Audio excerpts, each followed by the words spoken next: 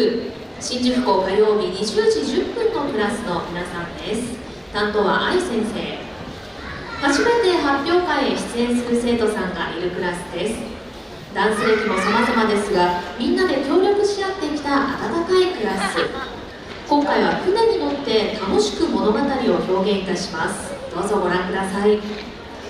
新宿校火曜日20時10分のクラスで「テ・アナパ」どうぞ。